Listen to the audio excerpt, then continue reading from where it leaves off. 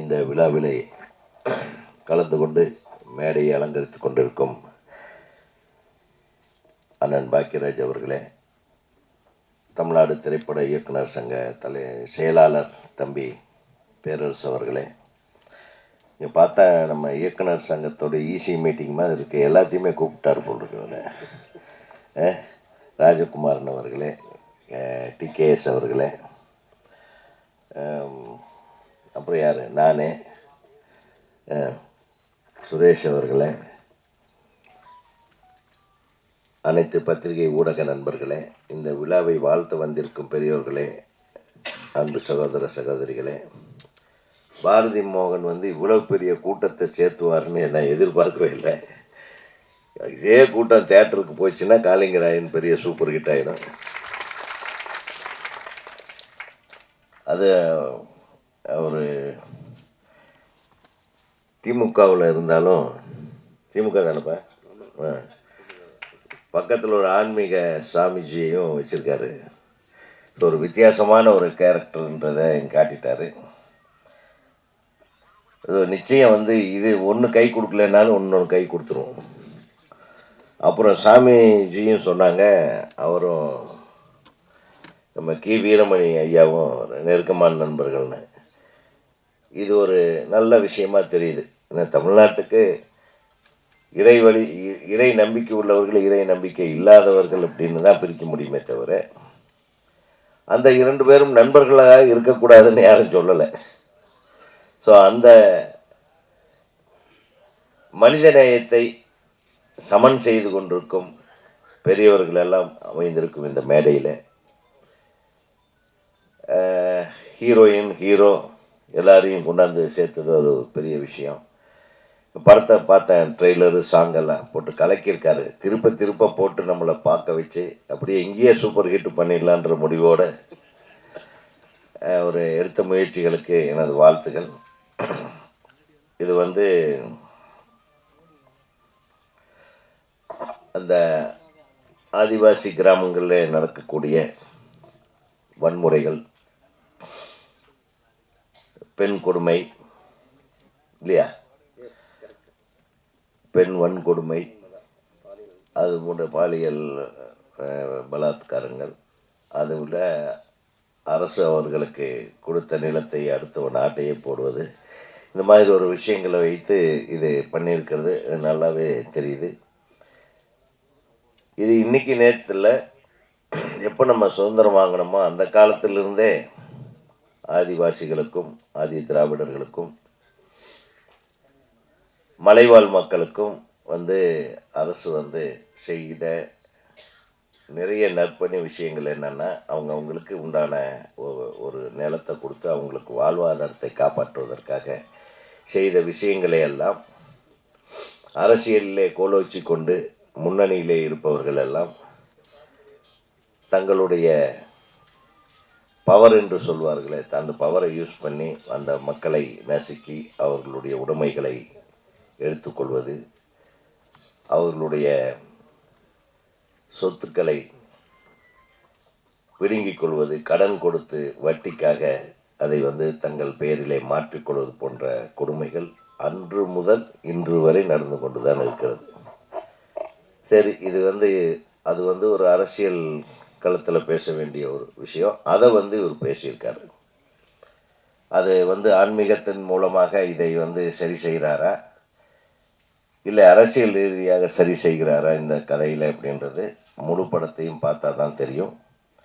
ஆக ஒரு பெரும் முயற்சிக்கு நடுவில், பெரிய போராட்டத்துக்கு பின்னால் இந்த காளிங்கராயன் திரைப்படத்தை உருவாக்கி இருப்பதாக சாமிஜி அவர்கள் கூட சொன்னார்கள். அவருடைய அருளாசியோட இந்த படம் நிறைவு பெற்றிருக்கிறது. அது அண்ணன் கருணாகரன் அவர்களுடைய பிறந்த நாளுக்கு இது ஒரு சிறப்பு சேர்க்கும் விழாவாக இது அமைந்திருப்பது மிக சந்தோஷத்துக்குரிய விஷயம். ஏன்னா அவருக்கு உண்டான நட்பு ரீதியாக உங்கள் பிறந்த நாள்லேயே நான் வந்து இந்த ஆடியோ ரிலீஸை வச்சுக்கிறேன்னு தம்பி வந்து அவர் சொன்னது வந்து பெரிய விஷயம். அது பாரதி மோகனுடைய ஒரு அன்பையும் அவர் வந்து அடுத்தவர்கள் மீது வைத்திருக்கிற மரியாதையும் காட்டுகிறது. இந்த உலகத்தில் ஒன்றே ஒரு விஷயம், நம்ம எதனாலையும் வெல்ல முடியாத ஒரு விஷயத்தை அன்பால் மட்டுமே வெல்ல முடியும். அந்த அன்பு என்கிறதை நம்ம தெய்வமாக வழிபடுவோம். நீங்கள் ஆண்டவனை கும்பிடாதவங்களுக்கு கூட சொல்கிறேன், அன்பை விட உயர்ந்த விஷயம் இந்த உலகத்தில் எதுவுமே கிடையாது. அன்பாக இருந்தாலே போதும், அன்ன போஸ்டாக நீங்கள் எல்லா இடத்துலையும் ஜெயிக்கலாம். அன்பை காட்டுங்க, அன்பின் வழி நடப்போம், காளிங்கராயனை பார்ப்போம். இந்த படத்துக்கு மிகப்பெரிய வெற்றியை தேடித்தர எனது பத்திரிகை நண்பர்களும் ஊடக நண்பர்களும் இதற்கு உதவி செய்ய வேண்டும். ஏன்னா ஒரு மிகச்சிறந்த மனிதர் பாரதி மோகன். அவர் வந்து ரொம்ப யதார்த்தமான ஆள், மனசில் இருக்கிறத டப்புன்னு பேசிடுவார், தப்போ ரைட்டும். ஆனால் உண்மையான ஆள். அவர் ஜெயிக்கணும்னு சொல்லி இந்த படத்தில் வந்து பணியாற்ற இசை யார்? நீங்கள் தானே? எங்கேயா பிடிச்ச இந்த டியூன் எல்லாம்? நீங்களே வேறு பாடியிருக்கீங்களா?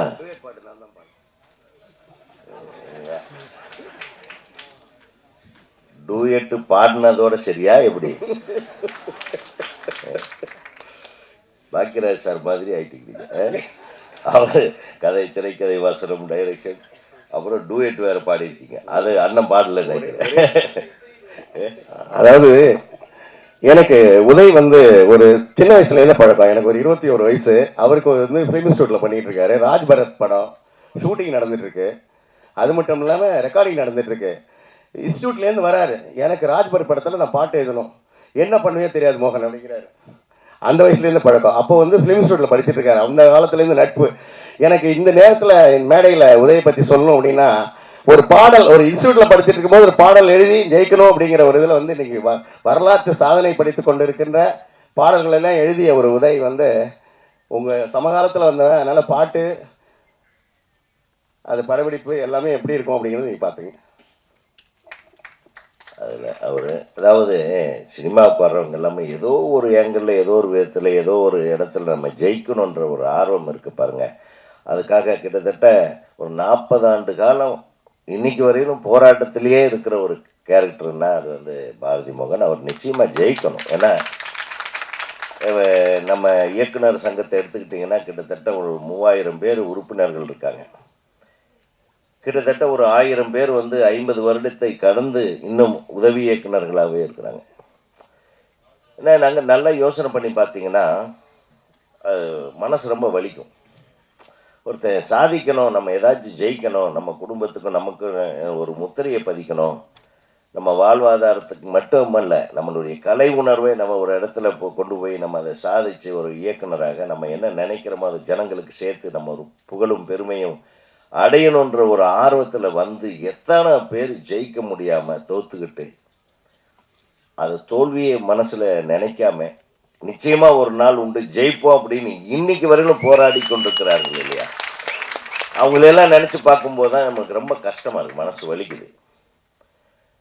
ஸோ அந்த விதத்தில் இந்த வயசில் விட்டுருந்தா டூயட்டை பாடுறதுக்கு ரெடியாக இருப்பார். யாரோ 4 பேர் கொஞ்சம் இழுத்து விட்டுருக்கோ, அது மட்டும் பண்ணாதையா அப்படின்னு. அதனால் நம்ம கோயம்புத்தூர் பசங்களுக்கெல்லாம் கொஞ்சம் வாய்ப்பு கிடைச்சிருக்கு. அப்புறம் அழகான ஹீரோயினை, வாங்க நீங்கள் தான் வில்லனா, ரொம்ப நேரமாக அங்கே கூலிங் கிளாஸ் போட்டு உட்காந்துருந்தீங்க வில்லனாவே, ஓகே உட்காருங்க. அவர் கூப்பிடலையே கூப்பிட சொன்னேன். இவர் பாருங்கள் ரியல் லைஃப் வில்லன் வந்திருக்காரு. இந்த மாதிரி கரெக்டான கதாபாத்திரத்தை எல்லாம் தேர்ந்தெடுத்து நடிக்க வச்சு அந்த பொண்ணு ரொம்ப அழகான பொண்ணை அப்படியே அந்த ஆதிவாசி கிராம பொண்ணை மாற்றி அது என்னையா உனக்கு அப்படியே நடிக்க வச்சுருந்துக்கலாமே, நல்லாவே இருந்திருக்கணும். ஆக ஏதோ ஒன்று சாதிக்கணும் அப்படின்ட்டு பண்ணியிருக்காரு. இந்த படத்தில் என்னமோ விஷயம் இருக்குது. இந்த படம் நிச்சயமாக மக்கள் மனதிலே, மக்கள் மத்தியிலே மிகப்பெரிய வரவேற்பை பெற வேண்டும் என்று கூறி மேடையில் இருக்கும் அனைவரின் சார்பாகவும் அனைத்து தொழில்நுட்ப கலைஞர்களுக்கு எனது வாழ்த்தையும், அனைத்து நடிகர்களுக்கு எனது வாழ்த்தையும் தெரிவித்துக் கொண்டு உங்களிடமிருந்து நன்றி கூறி விடைபெறுகிறேன். நன்றி, வணக்கம். எல்லாருக்கும் வணக்கம். எங்கள் திரைக்கதை ஜாம்பவானுக்கு முதல் வணக்கம். அடுத்து என்னுடைய தலைவர், செயலாளர் மற்றும் என்னுடைய சங்கத்தின் உறுப்பினர்கள், அதாவது மொத்தம் அனைவருக்கும் வணக்கம். மற்றும் வந்திருக்கும் அனைவருக்கும் வணக்கம். வணக்கங்க. அப்புறம் இப்போ வரிசையாக ஒரு 3 பேர் பேசிட்டாங்க. எல்லாருக்கும் ரொம்ப பேசிட்டாங்க. அந்தளவுக்கு நான் பேச மாட்டேன், ரொம்ப கம்மியாக தான் பேசுவேன். கரெக்டாக பேசணும், அந்த மாதிரி சார் ராஜ்மோகன் சார் எனக்கு சமீபமாக கலைஞர் நூற்றாண்டு விழா ஃபங்க்ஷனில் மட்டும்தான் நாங்கள் பழக்கமானோம். அப்போ தான் அவரோட பழகிறதுக்கான வாய்ப்பு கிடைத்தது. உண்மையிலே நிறைய விஷயங்கள் அவர்கிட்ட நான் கற்றுக்கிட்டேன். உண்மையிலேயே அதாவது என்னென்னா, நம்ம ஒரு சினிமா பண்ணுறோம், அந்த சினிமா மட்டும்தான் எங்களுடைய வேலையா, கதையா, சிந்தனையாக இருக்கும். அவர் அதையும் தாண்டி கலைஞரை பற்றிய நிறையா செய்திகள் சொன்னார். அப்போ தான் இன்னும் நிறையா கற்றுக்கணும், நிறையா தெரிஞ்சுக்கணும்னு ஆசை வந்தது. அப்படி இருந்து எனக்கு ரொம்ப மரியாதைக்குரிய ஒரு அண்ணன் சொல்லணும். எங்கள் அண்ணன் மரியாதைக்குரியவர். அவருடைய விழாவுக்கு பெரியவங்களாம் வந்திருக்காங்கன்றது பெரிய ஆச்சரியம். அடுத்து காளிங்கராயன் மலை சார்ந்த கதையை சொல்லுது. மலை சார்ந்த கதை நிறையா இருக்குது, எல்லாமே வெற்றி படமாக இருக்குது. அப்படி வெற்றி படமாக தான் இது இருக்கும், அது நம்பிக்கை இருக்குது. இதில் பெரிய சந்தோஷம் என்னென்னா, இந்த படத்தில் நடித்த ஒரு சின்ன சின்ன கேரக்டர் கூட வரவழைச்சது பெரிய சந்தோஷம். எப்பயுமே இசை வெளியீட்டுகளால் அவ்வளோ பேர்லாம் வரமாட்டாங்க. ஒரு முக்கியமான நடிகர்கள், முக்கியமான ஹீரோ ஹீரோயினி அப்படி தான் கூப்பிடுவாங்க. இங்கே எல்லாருமே கூப்பிட்டு சிறப்பிச்சது முதல்ல அவருடைய மனசும் அவருடைய நம்பிக்கை, இந்த படத்தில் அவருக்கு நம்பிக்கையும் தெரியுது. கண்டிப்பாக அந்த படம் மிகப்பெரிய வெற்றி படமாக மாறணும். இங்கே வந்திருக்க இந்த படத்தில் நிறைய பேர் நடிக்க வச்சிருக்காரு. இவங்க கூட ஒரு 10 பேர் கூட்டத்தால தேட்டர் பெருசாகிடும். கண்டிப்பாக கூட்டுருவீங்க. 10 மாறும், 10 மாறும். கண்டிப்பாக ஒரு வெற்றி படமாக மாறுன்ற நம்பிக்கை இருக்குது. நன்றி, வணக்கம். அனைவருக்கும் வணக்கம். இங்கே எங்களுடைய திரைப்பட இயக்குநர்கள் சங்க தலைவர், செயலாளர் திரு பாக்யராஜ் சார், எங்கள் எல்லோருக்கும் திரைக்கதையில் மிகப்பெரிய வழிகாட்டியாக இருக்கின்ற திரு பாக்யராஜ் சார், ராஜகுமாரன் சார், ஏனைய இயக்குனர் அனைவருக்கும் என்னுடைய வணக்கம். பாரதி மோகன் சாரை எனக்கு கதிர் சார் சொன்ன மாதிரி கலைஞர் 100 அந்த ஃபங்க்ஷனில் தான் பழக்கம். இன்னும் சொல்லப்போனால் நாங்கள் 2 பேரும் சேர்ந்து ஒரு ப்ரோக்ராம் பண்ணோம். கேஎஸ் ரவிக்குமார் சார் அது டைரக்ட் பண்ணாங்க. நான் ஸ்க்ரீன் பிளே, சார் தான் ஸ்கிரிப்டு. அப்போ பார்த்தா எனக்கு பெரிய ஆச்சரியமாக இருந்தது. கலைஞருக்கே தெரியாத அளவுக்கு அந்த அளவுக்கு விஷயங்கள் கலைஞரை பற்றி விரிச்சிருந்தார். அவ்வளோ விஷயங்கள் கிட்டத்தட்ட அவர் வச்சு இப்போ ஒரு ப்ரோக்ராமே பண்ணலாங்கிற அளவுக்கு அவ்வளோ விஷயங்கள் வச்சுருந்தார். அதே சமயத்தில் அவ்வளோ சுறுசுறுப்பாக இருப்பார். காலையில் போய் கலைஞர் டிவி போவார், அங்கே போனால் அங்கே உள்ள எல்லாருமே நல்லா பரிச்சயமாக இருப்பாங்க. அவ்வளோ விஷயங்கள் தெரிஞ்சு வச்சுருந்தார். அதனால் எங்களுக்கு கலைஞர்னு ஒரு ப்ரோக்ராமில், எஸ்பெஷலி அந்த தசாவதாரங்கிற ப்ரோக்ராமுக்கு பெரிய ஆணி வேற சார் இருந்தாங்க. அந்த சமயத்தில் எனக்கு பழகும் போது எனக்கு அது ரொம்ப உத்வேகமாக இருந்துச்சு அவர் கூட பழகுனது. அதுக்கப்புறம் இந்த படம் பார்த்தேன். அந்த சார்லாம் சொன்ன மாதிரி அந்த பாடல்கள் மிக அற்புதமாக இருக்குது. அந்த எஸ்பெஷலி டியூன் ரொம்ப நல்லா பண்ணியிருக்கிறாரு சார்லாம். அந்த மாதிரி கதை, திரைக்கதை, வசனம் எல்லாமே ஒரே இசை தயாரிப்பு எல்லாமே ஒரே ஆளாக இருந்து செய்கிறதுங்கிறது அசாத்திய சாதனை. அந்த மாதிரி விஷயங்கள்லாம் செய்கிறது. அதையும் இந்த டியூன்லாம் ரொம்ப பிரமாதமாக இருந்தது, ரொம்ப நல்லா இருந்தது. இந்த திரைப்படம் அவருடைய மனசு போலவே பெரு வெற்றி பெற மனதார வாழ்த்துகிறேன். நன்றி. பத்திரிகையாளர்களே, தொலைக்காட்சி தோழர்களே, இணையதள நண்பர்களே, புகைப்பட கலைஞர்களே, உங்கள் அனைவருக்கும் எனது காலை வணக்கத்தை தெரிவித்துக் கொள்கிறேன். மேடையில் அமர்ந்துள்ள தென்னிந்திய திரைப்பட எழுத்தாளர் சங்கத்தின் தலைவர் கே பாக்கியராஜ் அவர்களே, தமிழ்நாடு திரைப்பட இயக்குநர் சங்கத்தின் தலைவர் ஆர்வி உதயகுமார் அவர்களே, தமிழ்நாடு திரைப்பட இயக்குநர் சங்கத்தின் செயலாளர் பேரரசு அவர்களே, மற்றும் இயக்குநர்கள் சுரேஷ், அப்புறம் நம்ம ஒரு கதிர் அவர்களே, சண்முக சுந்தரம் அவர்களே, அனைவருக்கும் எனது வணக்கத்தை தெரிவித்துக் கொள்கிறேன். பாரதி மோகன் சிறந்த உழைப்பாளி, கடுமையான போராளின்லாம் பேசிட்டு இருந்தாங்க. நான் அசிஸ்டண்டாக இருக்கிற காலத்துலேருந்தே அவரை பார்த்துட்ருக்கிறேன். இன்றைக்கி அவரே என்னை கூப்பிட்டு பாராட்டி பேச கூப்பிட்டுருக்கிறாருன்னா அது எனக்கு கிடைச்ச பாக்கியமாக நினைக்கிறேன் நான். ஸோ அதே மாதிரி இன்றைக்கி பிறந்தநாள் கொண்டாடும் கருணாகரன் சார் நிறைய பேருக்கு வெளியில் தெரியாத அளவுக்கு அவர் உள்ள, அதாவது வலது கை செய்கிறத இடது கை அறியாதும்பாங்களே, அது மாதிரி உதவி பண்ணிட்டு இருக்கிறாரு. அவருக்கு இந்த நேரத்தில் பாராட்ட தெரிவிச்சுக்கிறேன். முதல்ல நம்ம சுமையா வந்து எல்லாரையும் விஐபிலாம் கூப்பிட்டு உட்கார வைக்கும்போது பார்த்தா ஃப்ரண்ட் ரோ ஃபுல்லாக வந்து ஜென்ஸாகவே இருந்தாங்க. அப்போ நான் சொல்லிட்டு இருந்தேன் உதயகுமார் சார்ட்ட, என்ன சார் இந்த ஃபோட்டோ எடுத்தாலும் எதுலேயுமே வராது, எல்லாருமே ஆம்பளைங்கள உட்காந்துருக்குறோம் அப்படின்னேன். அப்புறம் என்னமோ நினச்சேன், கொஞ்சம் நேரம் கழித்து படத்தில் நடித்த லேடிஸ்லாம் கூப்பிட்டு பின்னாடி உட்கார வச்சிட்டாங்க. பாவம் அவங்களும் ஃபோட்டோவில் இடம் பெறல. அட்லீஸ்ட் அந்த ஆடியோ ரிலீஸ் பண்ணும் போதாவது லேடிஸ் முன்னாடி நிறுத்தி கொஞ்சம் ஃபோட்டோ எடுங்க. ஏன்னா ரிசர்வ் பேங்க் நோட்டில் வந்து ரூபா நோட்டில் வந்து 500 இருக்கட்டும், 100 இருக்கட்டும், 200 இருக்கட்டும், அது 50 ரூபாயா இருக்கட்டும், அந்த நோட்டில் ரிசர்வ் பேங்க் கவர்னர் சிக்னேச்சர் இருந்தால் தான் அந்த நோட்டு செல்லும். அது மாதிரி எந்த ஃபோட்டோவுக்குமே ஒரு லேடிஸ் இருந்தால் தான் அந்த ஃபோட்டோ செல்லும். அவர் தான் நம்ம பத்திரிக்காரங்க போடுவாங்க. ஸோ அதை மறந்துடாதீங்க. ஏன்னா வந்து ஜென்ஸு உட்காந்த உடனே வந்து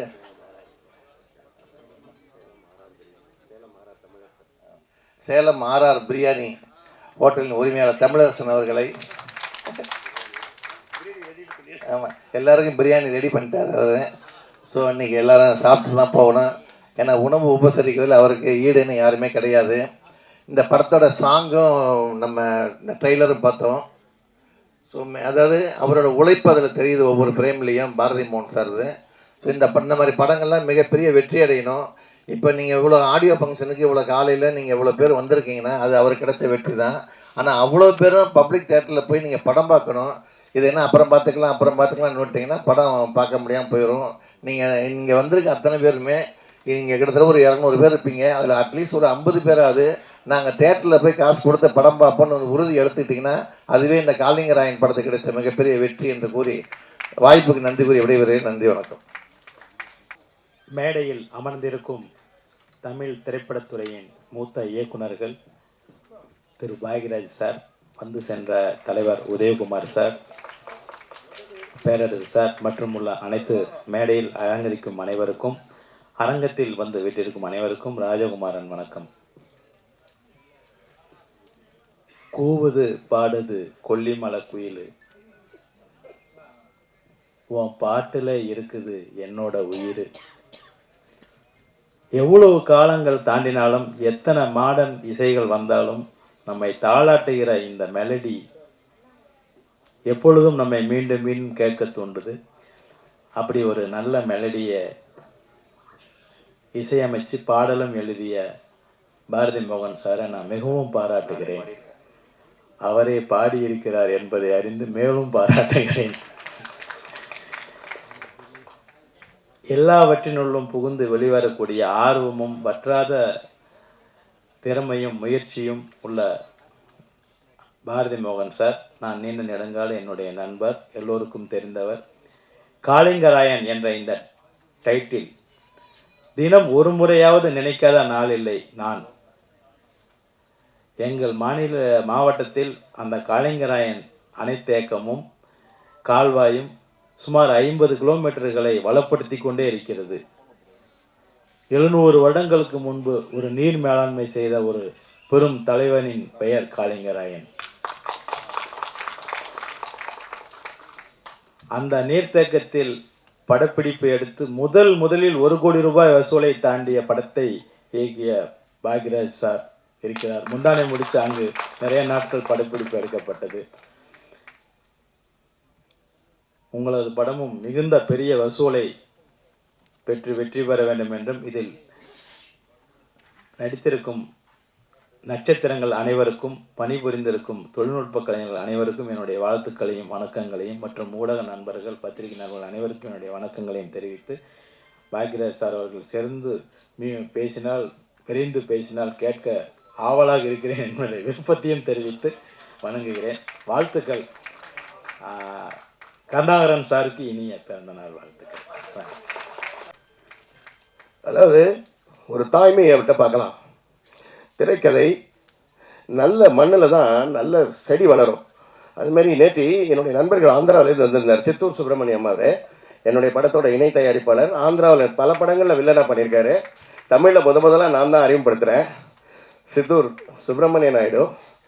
அவர் அந்த ஊரில் பெரிய விஐபி. அவரை நான் கூட்டிகிட்டு சார் வீட்டுக்கு போனேன். டைரக்டர் சார் வீட்டுக்கு போனேன், பத்திரிக்கை வைக்க போனேன். அங்கே ஒரே கூட்டம், ஒரு 25-30 பேர்.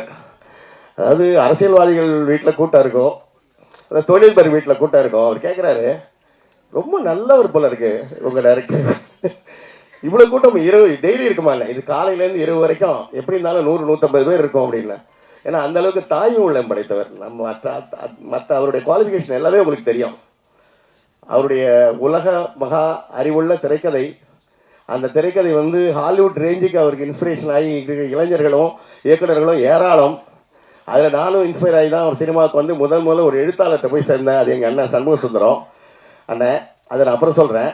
இப்போது இந்த என்னுடைய அன்பு நண்பர் கருணாகரன் அவர்களுக்கு பிறந்தநாள் வாழ்த்துக்களை தெரிவித்துக் கொண்டு கேக் வெட்டிவிட்டு, அப்புறம் என்னுடைய இனிய நண்பர் சேலம் ஆர்ஆர் தமிழரசன், மிகப்பெரிய தமிழ் வித்தகர், பேச்சாளர், நல்ல வள்ளல் குணம் உடைத்தவர், சேவை மனப்பான்மையை தன் வாழ்க்கையில் ஒரு பெரிய தொண்டாக செய்து கொண்டிருப்பவர், சைபரிலிருந்து தன் வாழ்க்கையை ஆரம்பித்து இப்போ கோடிகளில் மக்களுக்காக அந்த ஒரு சேவையாக அந்த நிறுவனங்களை நடத்தி கொண்டிருப்பவர். அவர் இந்த மேடைக்கு வந்ததில் என்னுடைய மகிழ்ச்சி. இங்கு எல்லாருமே என்னுடைய நண்பர்கள் வந்து என்னை வாழ்த்து கொண்டு இருக்கிறார்கள். இது ஒரு பழைய வசனத்திலே சொல்கிற மாதிரி, இது நானாக சேர்த்த கூட்டம் இல்லை, தானாக வந்த கூட்டம். அன்புக்காக இப்பொழுது எங்களுடைய இயக்குனர், திரைக்கதை ஆசான், பல்கலை வித்தகர் பாக்யராஜர் அவர்கள் இசை வெளியீட்டு விழா நடத்துவார்கள். இப்பொழுது முதலில் பிறந்த நாள் விழா அண்ணன் கருணாகரன் அவர்களுக்கு கொண்டாடப்படும். தேதிக்குரிய பத்திரிகையாளர் நண்பர்கள் மற்றும் தொலைக்காட்சி அனைத்து ஊடக நண்பர்கள் எல்லாத்துக்கும் என்னுடைய பணிவான வணக்கம் தெரிவிச்சுக்கிறேன். காளிங்கராயன், சன் ஆஃப் காளிங்கராயன் படத்தில் என்னுடைய நல்ல நண்பரும் நல்ல இயக்குனருமான பாரதி மோகன், அவர் என்னுடைய இன்னொரு நல்ல நண்பர், ரொம்ப சீனியரான ஒருத்தர், சண்முக சுந்தரத்துக்கிட்ட வேலை பார்த்தவர் அப்படின்னு சொல்லி இங்கே கேள்விப்படும்போது ரொம்ப சந்தோஷமாக இருந்தது. ஏன்னா அவர் தமிழ், தெலுங்கு, ஹிந்தின்னு சொல்லி எல்லா இண்டஸ்ட்ரி பூரா வேலை பார்த்தவர்.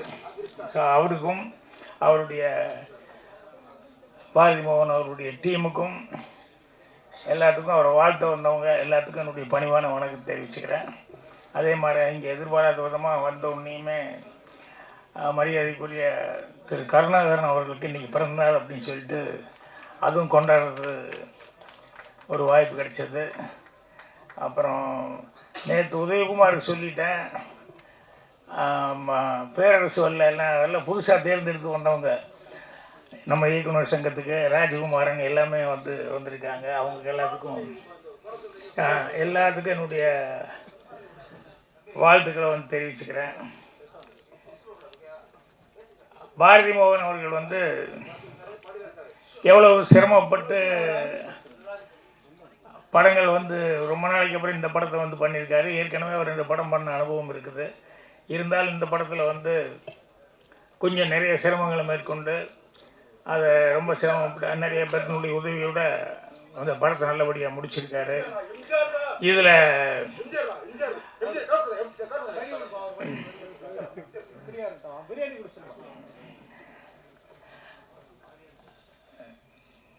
அவர் பாரதி மோகன் நிறைய வேலைகள் இதில் படத்தில் செஞ்சுருக்காரு. கதைவசன் டைரக்ஷன் மட்டும் இல்லாமல் அவர் மியூசிக்ங்கிறது புதுசாக ஒன்று பண்ணியிருக்காரு. அந்த மியூசிக் என்கிட்ட ஒரு பாட்டே பாடி காமிச்சார், ஒரு மெலடி பாட்டே. அங்கே நான் ஏதோ கம்போசிங்கில் உட்காந்துருந்தேன். அப்புறம் இந்த ரிதம் பிளேயரை கூப்பிட்டுக்கிட்டு கொஞ்சம் ரிதம் இது பண்ணுங்க, நான் பாடி காமிக்கிறேன் அப்படின்னு சொல்லிட்டு எனக்கு பாட்டு பாடி காமிச்சார். அதாவது அவருக்கு அதில் நல்ல ஞானம் இருக்குது அப்படிங்கிறத, இசை ஞானம் இருக்குது அப்படிங்கிறத அதில் தெரிஞ்சுக்கிட்டேன். அதனால் அவரே சுயமாக எல்லாமே பண்ணியிருக்காரு. அப்புறம் நம்ம கோயம்புத்தூர் சேர்ந்தவங்க நிறைய பேர் நடிச்சிருக்காங்க படத்தில் அப்படின்னு சொல்லி அதுவும் உன்னியெல்லாம் ஃபோன் பண்ணாப்புல, இந்த மாதிரி நிறைய பேர் கோயம்புத்தூருக்கு சேர்ந்தவங்களாம் நடிச்சிருக்காங்க. ஸோ படத்தில் வேலை பார்த்த டெக்னீஷியன்ஸு, நடிகர் எல்லாத்துக்கும் என்னுடைய அட்வான்ஸாக என்னுடைய வாழ்த்துக்கள் தெரிவிச்சுக்கிறேன். உதயகுமார் அவர்கள் பேசிட்டு போகும்போது அவர் 2 விஷயம் சொல்லிக்கிட்டு இருந்தார். என்னென்னா, இங்கே பாரதி மோகன் ஆன்மீகவாதியும் கூப்பிட்ருக்காரு, அதே நேரத்தில் கட்சியில் இருக்கிறவங்க எல்லாத்தையும் கூப்பிட்ருக்காரு, இதுக்கு ஆப்போசிட்டான கட்சியில் இருக்கிறவங்களை கூப்பிட்டு போயிருக்காரு அப்படின்னு. காசி முத்துமாணிக்கு அதுக்கு விளக்கம் வேறு சொல்லிட்டு போயிட்டாரு. டிஎம்கே வந்து அப்படியெல்லாம் சாமிக்கெல்லாம் ஆப்போசிட் இல்லை, ஆசாமிகளுக்கு தான் ஆப்போசிட் அப்படின்னு சொல்லிட்டு. ஆக பாரதி மோகனுக்கு எல்லா தரப்புலேயும் நண்பர்கள் இருக்காங்க அப்படின்ட்டு. எனக்கு இந்த சாமி விஷயத்தில் நான் எப்பவுமே சொல்லுவேன் என்னன்னா, சாமிக்கு எதுக்கு ரெஃபரன்ஸ் கேட்டு அப்படிம்பேன். அதுக்கு அவருக்கு பிரதிநிதியே வேண்டியது இல்லையா. அதனால் ஆசாமி விஷயத்தில் அவங்களும் கும்பிடுறது அப்படிங்கிறது ஓகே. இதுக்கு வந்து இவங்க அவங்க அப்படின்னு சொல்லி ரெப்ரஸன்டேட்டிவ்ங்கிறது நான் பெரும்பாலும் இவருக்காக நான் சொல்ல வரல. ஜென்ரலாக இப்போ அவர் இதை போட்டுக்கிட்டு ஒரு பக்தி மேலே இருக்கார். நம்ம அது மாதிரி துணி போட்டுக்கல, அவ்வளோதான், வேறு ஒன்றும் இல்லை. நம்ம கூட அப்பப்போ கோயிலுக்கு போகிறது உண்டு, இதெல்லாம் பண்ணுறது உண்டு. ஆனால் சாமியவே நம்பிட்டு இருக்கிறதில்ல, சாமியும் நம்புவோம், அவ்வளோதான், வேறு ஒன்றும் கிடையாது. அந்த மாதிரி அவர் பேசும்போது இந்த படத்தை பற்றி ஒரு வார்த்தை பேசினார். அவர் என்னென்னா, இந்த மலைவாழ் மக்கள் சம்மந்தப்பட்டது, அது கொஞ்சம் ரிமோட்டாக இருக்கிறவங்க, இன்னும் பெரிய நாகரிகம் அப்படின்னு சொல்லிட்டு அது சம்மந்தப்பட்டதாக ஒரு கதை. நீங்கள் பாரதி மோகன் அதான் மலைவாழ் மக்களை பற்றி சொல்லி ஆமாம் அதை பற்றி சொல்கிறேன் அப்படின்னாங்க. அது ரொம்ப அட்வான்ஸாக இருக்கிற கல்ச்சர் அப்படின்னு சொல்லும்போது எல்லாருமே இங்கிலீஷ் கல்ச்சரை தான் சொல்லுவாங்க. அங்கே முதல்ல ஒருத்தர் பார்த்தாங்க, பார்த்ததுக்கப்புறம் வந்து டேட்டிங்னு சொல்லுவாங்க. டேட்டிங்க்கு அப்புறம் வந்து அதுக்கப்புறமா லிவிங் டுகெதர், இப்படி ஒவ்வொன்றா வந்து தான் அதுக்கப்புறம் கல்யாணம் அப்படிங்கிற லெவலில் போகும் அப்படின்னு சொல்லிட்டு அந்த கல்ச்சர் வந்து அவங்களுடைய கல்ச்சர் அவ்வளோ அட்வான்ஸ் அப்படிம்பாங்க. இப்போ இந்த மலைவாழ் மக்கள் அப்படின்னு சொன்ன உடனேயுமே இவங்க எல்லாத்தையும் தாண்டின ஒரு அட்வான்ஸ் இதில் வந்து மலைவாழ் மக்கள் சில பேர் இருக்காங்க, அதை நான் கேள்விப்பட்டிருக்கேன். என்ன அப்படின்னா, அவங்க வந்து கல்யாணத்துக்கு வந்து இந்த பொண்ணுக்கு இந்த பையன் அப்படின்னு சொல்லி ஃபிக்ஸ் ஆகிடுச்சின்னு சொன்னோம்னா, அவங்க ஒரு நாள் 2 நாள் அந்த பையனும் அந்த பொண்ணும் அவங்க ஹஸ்பண்ட் ஒய்ஃப் மாதிரியே இருக்கட்டும், அவங்களுக்குள்ளே பிடிச்சிருந்ததுன்னா 2 நாள் 3 நாள் கழிச்சு வந்து சொன்னான்னா அதுக்கப்புறம் கல்யாணம் பண்ணி வைப்பேன், இல்லைன்னா வேண்டான்னு சொல்லிட்டு இவங்களுக்கு வேறு ஆள் அவங்களுக்கு வேறு ஆள் பார்ப்போம் அப்படின்னா, எனக்கு கேட்டோன்னே ஒரு ஆச்சரியமாகவும் இருந்தது, அதிர்ச்சியாகவும் இருந்தது. என்னன்னா, ஃபாரினில் விட தாண்டி ஒரு கல்ச்சர் வந்து அது ஒரு ஊட்டி கொடைக்கானல் மாதிரி ரிமோட்டாக இருக்கக்கூடிய ஒரு இடங்களில் வந்து இப்படி வந்து ஒரு கல்ச்சரோடு இருக்காங்க அப்படின்னு சொல்லி கேள்விப்படும்போது ரொம்ப ஆச்சரியமாக இருக்குது. ஸோ மலைவாழ் மக்கள் அப்படின்னு சொல்லிட்டோம்னா ஏதோ அவங்களுக்கு உண்டான வசதி வாய்ப்புகள் வந்து கம்மியாக இருக்கலாம், படிப்புகள் கம்மியாக, ஆனால் இன்றைக்கி எல்லாருமே அதெல்லாம் தாண்டி எல்லாருமே வந்துட்டாங்க. ஸோ அவங்களுக்கு வந்து இருக்கிற கஷ்டத்தை பற்றி மறுபடியும் படம் சொல்லியிருக்கேன் அப்படிங்கிற மாதிரி சொன்னார். நான் காளிங்கராயன் அப்படின்னு சொன்னோன்னுமே நமக்கு ராஜகுமாரன் சொன்ன மாதிரி எங்களுக்கு நாங்கள் நினைக்காத நாளே இல்லை அப்படின்னு சொல்லுவார் இல்லையா, அந்த மாதிரி அந்த பக்கத்தில் வந்து வெள்ளைக்காரங்க இருக்கிற காலத்துலேருந்து அவங்களுக்கு ஆப்போசிட்டாக இருந்தவங்க இருக்காங்க. அதே மாதிரி வந்து நாட்டு மக்களுக்காக இதை வந்து கட்சி அதுக்கெல்லாம் அப்பாற்பட்டு இவங்க வந்து மக்களுக்காக நம்ம சொந்த இதில் செய்யணும் அப்படின்னு சொல்லிட்டு அவர் சொன்ன மாதிரி அந்த கால்வாய் வெட்டினது அப்படி இப்படின்ட்டு அந்த மாதிரி நிறைய பேர் இந்த நாட்டுக்காக இருந்த தியாகிகள்லாம் வந்து அவங்கெல்லாம் கூட சில விஷயங்கள் ஒவ்வொருத்தரை பற்றி சொல்லும்போது கேட்கும்போது ரொம்ப ஆச்சரியமாக இருக்கும். என்னென்னா, ஒருத்தர் வந்து கைதியாக இருக்கார், தூக்கில் போட போகும்போது உங்களுக்கு என்ன கடைசி ஆசை அப்படின்னா, அங்கே ஒரு அம்மா வந்திருக்காங்க, அவங்க கையால் சாப்பிடணும் அப்படின்னு சொல்லி ஜெயிலில் வேலை பார்க்குற ஒரு அம்மா, இல்லைங்க அவங்க இந்த இதெல்லாம் க்ளீன் பண்ணுறவங்க பாத்ரூமு ரொம்ப தாழ்த்தப்பட்டது, அவங்க கையால் சாப்பிடணுமா. அப்போ அவன் சொல்கிறாரு, அம்மா தான் நமக்கு வந்து சோறு விட்றாங்க, அந்த அம்மா தான் நம்ம ஆயெல்லாம் எடுத்து விட்றாங்க, அதுதான் அசூசியாக நம்ம நினைக்கிறோமா அப்படிங்கிற மாதிரி சொல்லிட்டு அவங்க தான் அதே அன்போடு தானே அவங்க வந்து நமக்கு சாப்பாடு விட்டுறாங்க, அதனால் இதையே இவங்களும் வந்து நீங்கள் அப்படி பிரித்து பார்க்குறீங்க அப்படின்ட்டு அவன் சாகிறதுக்கு முன்னால் அந்த மாதிரி ஒருத்தர் கையால் சாப்பிட்ணுன்னா அவருடைய ஆசையாக இருந்து இன்னொரு தியாகி அதே மாதிரி வந்து போல் வெள்ளைக்காரன் சுட போகும்போது கண்ணை கட்டுறாங்க. அப்போ அவன் வந்து என் கண்ணை கட்டாது அப்படின்னா, ஏன்னா நான் சாகும்போது கூட என் மண்ணை பார்த்துட்டு சாகணும் அப்படின்னு சொல்கிறான். ஸோ ஒவ்வொருத்தருக்கும் இந்த மாதிரி சுதந்திர போராட்ட தியாகிகள்லாம் ஒவ்வொருத்தருக்கும் எந்த மாதிரி உணர்வுகள் இருந்தது அப்படின்னு சொல்லும்போது அதுக்கு தான் என்றைக்குமே அவங்கள வந்து நம்ம பாராட்டிக்கிட்டு உட்காந்துருக்கோம். இன்றைக்கி வந்து இவர் கதை மலைவாழ் மக்களை பற்றி பண்ணியிருக்கேன்னாரு. நான் வந்து ட்ரெய்லர் இதெல்லாம் பார்க்க முடியல. ஏன்னா நேற்று ஒரு ஃபங்க்ஷனுக்கு வரும்போதே ஒரு டப்பிங்லேருந்து பாதியில் வந்துட்டு அப்புறம் டப்பிங் இங்கே முடிச்சுட்டு அப்புறம் மறுபடியும் ஓடி போய் டப்பிங் போனேன். இல்லைன்னா எப்பவும் கடைசியில் இது பண்ணுவேன். இன்றைக்கி அதே மாதிரி ஒரு வேலையில் இருந்தார். ஆனால் ராதாபாபு இவர் எப்படி பாரதி மோகன் வந்து அவ்வளோ தடவை வந்து எப்படியாவது வரணும் அப்படிங்கிறது கேட்டார். நான் மேக்ஸிமம் முயற்சி பண்ணுறேன் அப்படின்னு சொல்லிட்டு அதுக்கப்புறம் தான் புறப்பட்டு வந்தேன். ஸோ அவருக்கும் எனக்கு அவருடைய டீமில் எல்லாம் ஒர்க் பண்ணவங்கள நிறைய பேர் புது ஆளுகளை வச்சு அவர் ஒர்க் பண்ணியிருக்காரு. எல்லாத்துக்குமே என்னுடைய மனமார்ந்த வாழ்த்துக்களை வந்து தெரிவிச்சுக்கிறேன். மீண்டும் ஒரு முறை கருணாகரன் அவர்களுக்கு என்னுடைய பிறந்தநாள் வாழ்த்துக்கள் தெரிவிச்சுக்கிறேன். அதுக்கப்புறம் எல்லாத்துக்குமே அதை வந்து சாப்பாடு விஷயத்தில் கரெக்டாக செய்கிறவர் நம்ம ஆர்ஆர் பிரியாணி தமிழ்ச்செல்வன் அவர்கள். அவர் எப்பவுமே இந்த மாதிரி விஷயங்களில் வந்து மிஸ் பண்ணாமல் வந்து எல்லாத்துக்குமே வந்து எது இருக்கோ இல்லையோ இது கரெக்டாக திருப்தியாக சாப்பிட்டு போங்கன்னு சொல்லிட்டு அவர் வந்து அந்த சேவை செய்யக்கூடியவர். எல்லாத்துக்கும் என்னுடைய பணமான வாழ்த்துக்கள் தெரிவிச்சுக்கிறேன். மீண்டும் பத்திரிகையாளர் நண்பர்கள் எல்லாத்துக்கும் என்னுடைய வணக்கம் தெரிவிச்சுக்கிறேன். நன்றி, வணக்கம்.